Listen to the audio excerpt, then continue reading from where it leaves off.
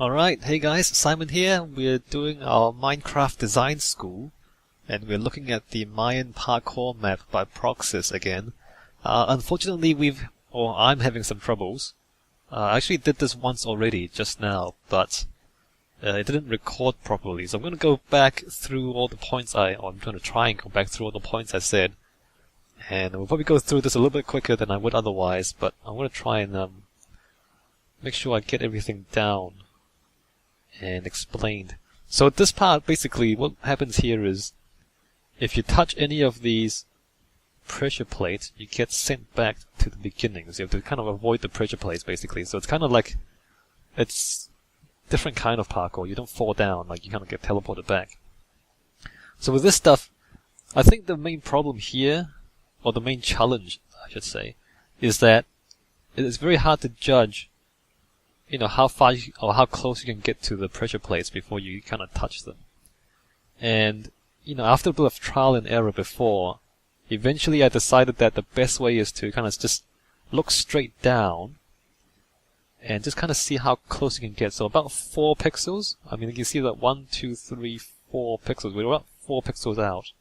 So 1, 2, 3. So 3 pixels from the block, I mean.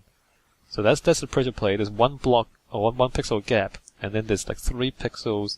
So we're standing right here. So any closer, and we get onto the pressure plate.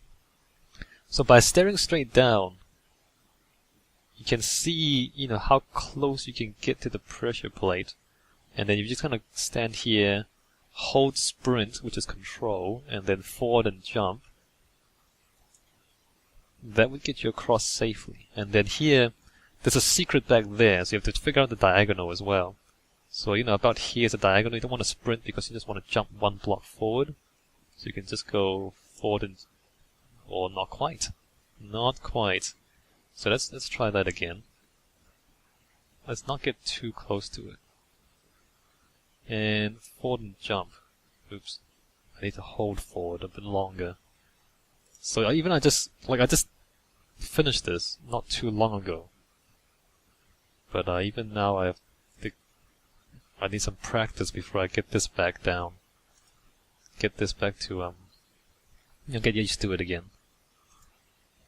So hold on, what am I doing wrong here? Not being patient is what's going wrong. So you can see how it's very, very finicky. So you can do that, right? And let me just go forward a little bit, and you can go do that. So, in fact, I don't need to look up, do I? I can just kind of look down and do that. So it's a very specific sequence of button presses. You can get close to the edge and then forward and jump like that. So once you figure it out, once you figure out the sequence of buttons to press, and how quickly to press them. It's actually quite reliable. You can do this pretty much, all the time. There was gold there, but I picked it up already. So once you've figured it out, you can just do this over and over again. Well, not that time. I kind of messed that one up. But you can do it quite reliably without any problems. The problem is, figuring out that you need to be very precise. And then, get this down. Just right like that, and then like that. So once you figure it out, it's not difficult at all. You know what I mean? You just have to, well, kind of. So about 3/4 of the time, or maybe like 4 times out of every 5, I can get this jump. So it's not that difficult, really. But there's no real suggestions as to how to go about it. I think maybe for anyone who's not used to doing kind of Minecraft parkour, or who's never done this before, I think we need some clues as to how to do these jumps. And there was a similar thing with the previous segment. If I can find it, probably... No, I can't get back there. Actually, I can just fly. So, with the previous segment, if we can't get rid of these clues, it's a similar situation with this. Remember how... don't jump too much. So this thing above our heads blocks us from jumping a little bit. So if you're kind of just going to jump, you hit your head, right? You just can't do it. Whereas the sequence of, things you need to do is you need to get right to the edge, hold shift, get right to the edge, and then press forward and jump at the same time, pretty much. Well, I missed there. So, actually now you need to hold control. So you need to sprint, forward and jump. Just like that. So once you've figured that out, go right to the edge, let go of shift, press sprint, and then forward and jump at the same time, kind of. Forward and jump almost at the same time. Forward first, actually. And then jump just afterwards. Then you can do it fairly reliably, right? But, this sort of thing, you might actually have to teach the player how to do it. Like, you might actually need a sign saying, or maybe like a book. Or maybe like, you can pay for a book. So, maybe instead of, the pink like this, actually I haven't, to teleport, okay. So instead of paying gold to get extra blocks or to get teleported forward, maybe you can press for clues, and then the game would drop you a book. And then in the book it would describe how to do the jump. So for the previous one it would say, get on the first sandstone block, hold shift, and walk to the edge, right to the edge, and then let go of forward, let go of shift, and then press control for sprint, and then very quickly, one after the other, press forward and jump. So it would just kind of tell you in words how to do the jump. That's a clue. Because, as a person who plays puzzle games, as a person who have played a few parkour maps before, but not that many, like, I understand I need to do these things in a systematic manner. And I understand that if I know how to do the jump, then it's a lot easier than if I'm just trying to do it without doing it systematically. Right? So it's that systematic element to it. And maybe here as well, like, maybe you need to press a button to buy a book. Like, you buy a book and the book tells you, alright, you need to hold shift and figure out how close you can get to the pressure plate. That's your first clue. And then the second clue is, once you figured out how close you can get to the pressure plate without hitting it, then get near the edge, maybe like a pixel back, and then, hold sprint, depending on where you want to jump. Hold sprint, and then forward and jump. Well, I missed that one. So hold sprint, forward and jump. And the diagonal ones, don't get right up close to it. Maybe, oh crap, I didn't touch anything. I honestly did not actually do that. I don't know what happened there. Oh, I know, it's the touchpad. I'm on a laptop and there's like a trackpad, and I touched that. Alright, never mind. So, don't get right up close to the pressure plates.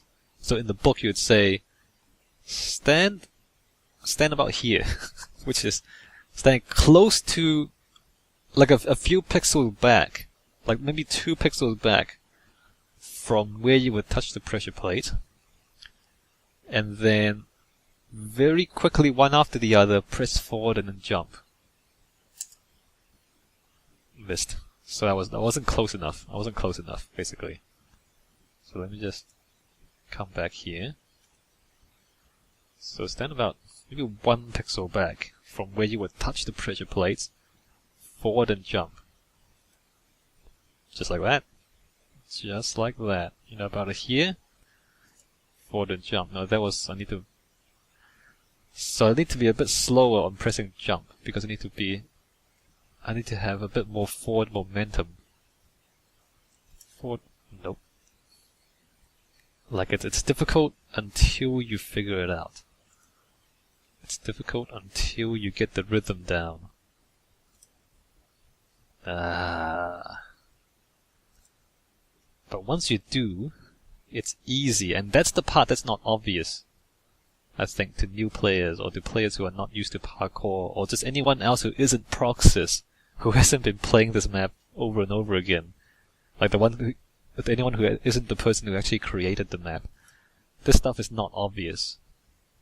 But once you figure it out, it's not that difficult. It's fairly reliable, you know what I mean? So maybe you just need some sort of clue, maybe a sign, like I said, or a book, just to tell people how to do these jumps. Or maybe you need at the beginning like a tutorial room or a practice room with these instructions, and maybe that's optional. Maybe you say, are you new to parkour? I can teach you some, we can teach you how to do these kind of trick jumps, in a test room before you start. And they just have a lot of, and so then it's optional. So you don't have to read all the text if you don't want to, but you really should, if you want to get through this. Maybe, I don't know how exactly to do it, but some way to convey to the player that, the jumps aren't random. There is, the jumps are, you're supposed to be doing something very precise every time. You're not just kind of trying to speed run through it or anything like that. Or maybe sometimes you are. But, does that make sense? I don't want to ramble too much, but I hope I make enough sense. Alright, let's go forward. So here we have this. And then here, it's not that obvious, but that thing will stop you from jumping forward. If you try, you kind of hit your head. Although it drops you down here, so I guess that's okay. So diagonal jump here again. Again, once you figure this out, it's not difficult. Actually, I'm not close enough, am I? Once you figure out that diagonal jump, it's not difficult. But before you figure it out, it can get very annoying. I need to get rid of that, don't I? So then, I guess I'll go over here. Don't remember if I need to jump. Do I need to jump? No, I don't. Interesting. And then here is a slightly... Oh, that's right, you can't shift. You can't hold shift there. I keep forgetting that. I keep trying to hold shift to get to the edge of the block. But because it's only a half block, you just walk down instead of stopping at the edge. Actually, how reliable is this? Can I just... Oh well, I kind of missed that one. Can I just sprint jump forward? Yeah, I can. That's pretty reliable. That's good. So yeah, I mean, if you know they're not random, if you know that you're supposed to be, lining up your jumps very carefully every single time, then it's not that bad. It's just that if you don't realize that, and you just keep kind of trying to jump them like a, you're not trying to be careful, then it is very annoying. Well, let's see if we can make this jump. Nope. Oh, and one of the other ideas I had was, you might want another checkpoint. Maybe here. I know it seems like a lot of checkpoints close together, but is this really annoying when you put a difficult jump here, and then you miss that a lot of times and you have to redo all of this again? One thing you might do is have the pressure plates, instead of pushing you back all the way to the start, push you back to there. Anything like these pressure plates push you back to here, and then those pressure plates push you back to that block, instead of all the way back to the start. That might be a better way to arrange this, just to make it less annoying. Alright. And then here, this is the secret. This is also... The first time I played through this, I didn't go down there at first, because I wanted a checkpoint. Because at this point, when I got to here, I was really kind of frustrated by then. I want a checkpoint, so I don't know how to do all this again. And it wasn't obvious that I would find a checkpoint down there. What you might do actually is just to put a green block right there. Just so that, you see, oh, yellow for secret, green for checkpoint. So there's a checkpoint down there in the secret. Just so that, because here, my priority is checkpoint first, then come back to the secret. But then what happens is the next part, well, you know what happens, Progsys. This is not actually a checkpoint. This is a trap. So there's no checkpoint here at all. So then I'm really hesitant about going down to that secret when there's no checkpoint right here for me to come back to in case, because I don't know what's down there. There's like a hole in the ground. What possible good can there be in a hole in the ground? Right? It's always a bad thing when you go into a hole in the ground, usually. So I'd feel a lot better if I knew there was a checkpoint somewhere down there. And then I would just kind of jump right in. Anyway, we're supposed to come in here, so let's go there. And this is a new area. Let's set the checkpoint down here. Buy the combination for the first jump. I never actually used the clues. So here, let me just read what he says. Progsys says, you will hate this one. This is a teleport puzzle. The idea is simple. Get to the other side by jumping on teleporters. Problem is you will need to find the right combination, and it's kind of like a maze, but even more confusing. On the positive side, there are multiple ways to get to the end, so sooner or later you will get to the end. I try to make it as less confusing as possible by color coding it, but I fear now there are so many colors that they actually have no effect now. I think I overdone it, but sadly I'm not very sure how to make it better. I would need more than just color coding alone to make it work this time. Only idea I have is to make it more into a puzzle than a maze, but not sure how to do it.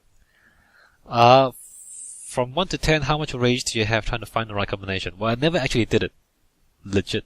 I just cheated my way through it, so I guess that would be a 10, because I never finished it.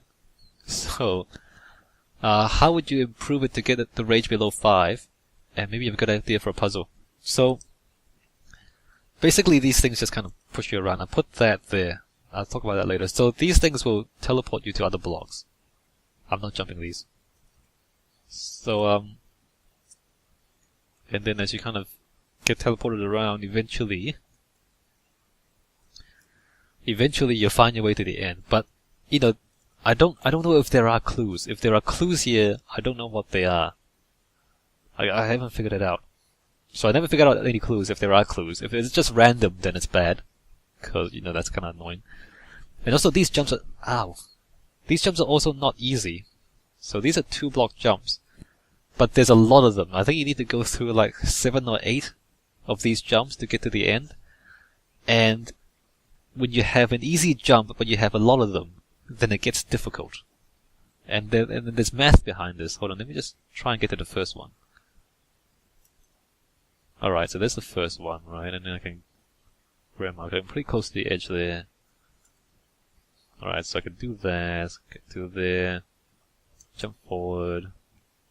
So, you know, after playing through this thing twice, I can do this fairly reliably. So that's what, like 3 now? Or 4?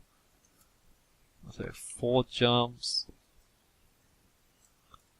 5 jumps. 6 jumps. So like 2 pixels from the edge, and then 8. 9. So I'm just jumping to see how often I can get these jumps. And apparently almost 100%. I can get these almost 100%, which is pretty good. But I'm having to be very careful about it. Right, so that puts me back here. See, if you're this good at doing this jump, then it's, you know, you feel like, oh, that's perfectly fine. I can do this jump every single time. But this is after a lot of practice, you know. Most people can't do this. Wow, I can't believe how good I am at this. Like, just playing through this map, I'm getting a lot better at Minecraft parkour. Look at this. I can do this jump 100% now. So I guess this is how Progsys feels when he kind of designs this map and gives it to me, and he's like, in his head, he's like thinking, oh, this is easy. These jumps are easy. I don't know why he's complaining so much. No, this is after I've been playing your map for like 4 or 5 hours. And this is like the 3rd time I'm testing your map. So, if I'm really good at parkour, this is easy. If I'm a beginner, this is really difficult. Like if you kind of just, get this wrong, if I'm kind of too close to the edge and I try to do this, then, oh, whoops, I fell off. So you do that a lot if you're just not good. Oh, crap. Never mind, that's good. So anyway, the point is, let me just get let me just get my calculator out. And just do the math, and explain the math. I don't know if this is clear enough. Like, this is like the third or fourth time I've been explaining this. So let's say you have a jump that you can get 3 out of 4 times. So if you do this jump 100 times, you succeed 75 times. So a jump has 75% success rate. Good. Fine. Now what happens if you have 10 of them in a row? What you need to do is you have to multiply 0.75. Actually, you have to do it to the power of 10. So what you do is, so if you have 2 in a row, it's 0.75 times 0.75. So if you have 10 in a row, you do it 10 times. So 10 in a row is 0.75, that's 75%, to the power of 10 equals, let me just get my calculator, right? 0.75 to the power of 10, and the answer is 0.056, or 5.6%. So if you take a jump that has a 3/4 success rate, and you put 10 of them in a row, for the entire sequence of 10 jumps, the success rate is 5.6%, which is like 1 in 25, which is kind of annoying. That's kind of really annoying. So, just because you have an easy jump, like 3 out of 4 is pretty easy. When you have enough of them together, it gets difficult. And that's the point I'm trying to make. And so, when you have, like, the only way, like, it's kind of tolerable to have 10 jumps in a row is if you can do it 100% of the time. Any less than that, and it's gonna get annoying. So remember, I can do this pretty much 100%. Kind of. Yeah, I can do these pretty much 100% now, after I've spent 4 hours or so playing the map. So this is not something you should do for beginners. Like, if you put this kind of thing at the very end of the game, then maybe. But you really have to train people to understand that they have to be very precise with every single jump. Okay, back to this. So what I was thinking is, you might want to have a riddle, and then have clues. So the difference between a puzzle and a riddle. A puzzle is you have a number of pieces, and you put the pieces together into a solution. That's a puzzle. A riddle is a trick with words. Usually it's a sequence of words that have multiple meanings, and you have to find the unusual meaning to get the answer. So a riddle is a play on words. A puzzle is putting pieces together.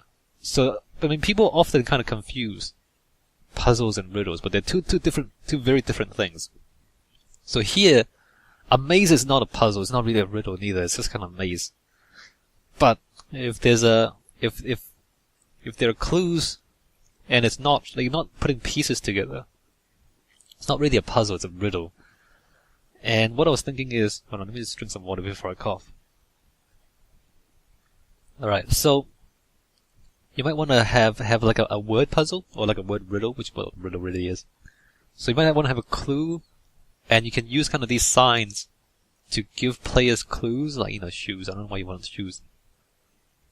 But if you have like a story or something, and then the items in the story are these things that you see, and you see these things on the block, then you kind of jump to the right block.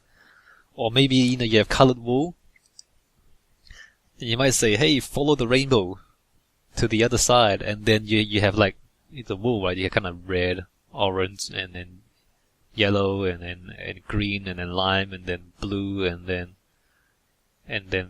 and then purple, and then magenta, right? Or whatever sequence the rainbow is. So then, hey, follow the rainbow, and then you have these colors, and then you jump to the right color, and you get to the end. So the idea is you give players a clue, because what's missing here is that there are no clues. I don't think there are clues. If there are clues, I don't see where they are. But the problem with this particular room is there's no clues.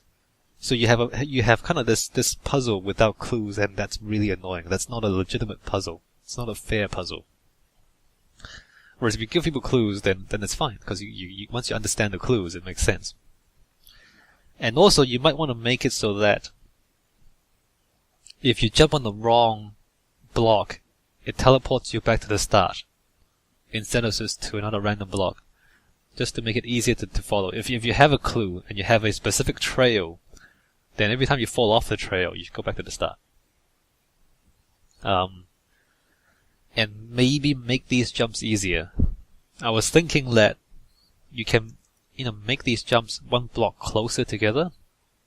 And I realized why you kept them far apart is because you don't want people jumping diagonally from like here to here, and then from here to here, and then just missing all the pressure plates and getting to the end. But you can avoid that just by having something blocking them, like have a glass column on the diagonals to block people from going diagonally. I understand you want to block them, but because, like these jumps, they are 100% for you, and at this point they are 100% for me. But for most people, these are not 100% jumps. So they will spend a lot of time falling down into the void. Unlike, someone like me doing this now, who knows exactly how to do these every single time. So most people can't do these this reliably. And that's why I say, make the jumps easier so you don't have to rage so much in falling down. I think that pretty much covers everything I was thinking about. Alright. So let's go back up into the next part. So that puts us back here, and we can move forward to the next part of the map. The next part of the map is watermelons. So that's not supposed to be open. Actually, can we make that jump? We can. Oh, we can make this jump, can't we? Yeah, we can. So there's a checkpoint, but we can actually, not like that. Alright, well, I'm in creative mode, so I can do it. But you can actually make this jump, can't you? I see how this works. So you're giving players a chance to just kind of get across, or can they? Do you hit your head or something? I don't seem to be able to do it. Anyway. So that's a trap.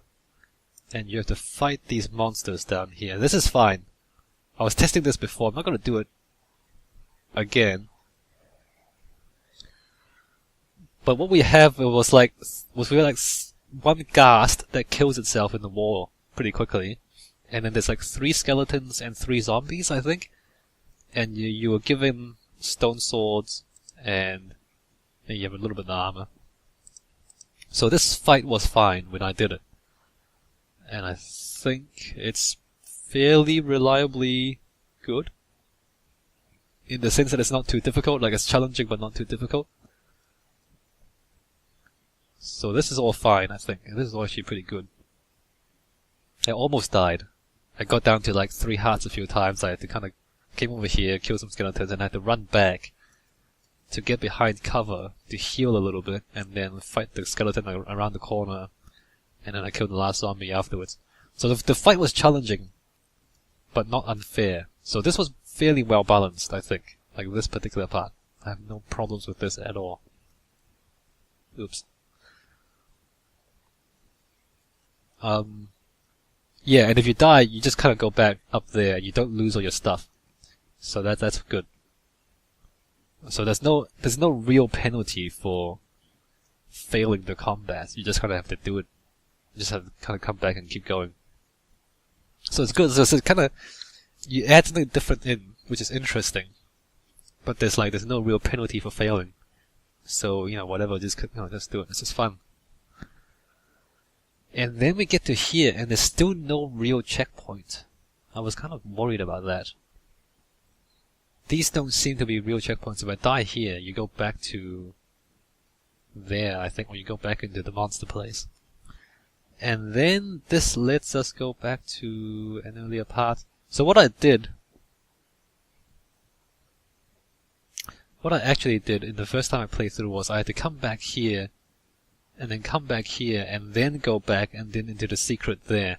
Because I just, like, the first time I saw the secret, but I avoided it. Because I was scared that there's no checkpoint. And I came here and I pressed the checkpoint, and then I got into that combat. So I really think there needs to be a checkpoint here, because I just didn't feel safe to go down there. But you kind of do want people to go down there if they see it. Anyway, so I think there should be a checkpoint there. And I think that pretty much brings us to where I stopped the last time. Yeah, so this is kind of just a single path, and then there's this stuff here. You can see ahead a little bit, that's kind of cool. Alright, so I'm going to end it here. So that was a bit shorter than my original test, because I was actually trying to do it properly. Whereas this time I was just kind of explaining how I got through it and what I thought. Hopefully that's still useful. I mean, I'm sorry again for the recording error. I mean, the sound didn't record, so I couldn't actually use that video. Alright, I'll stop here. And when we come back, we'll keep going with the map. It's quite good. There's a lot of interesting stuff. Yeah, it's the parkour. I understand now. Like, when I talk to Progsys, and like, he says this is really easy, and I say this is really difficult. It's the matter of how you do it.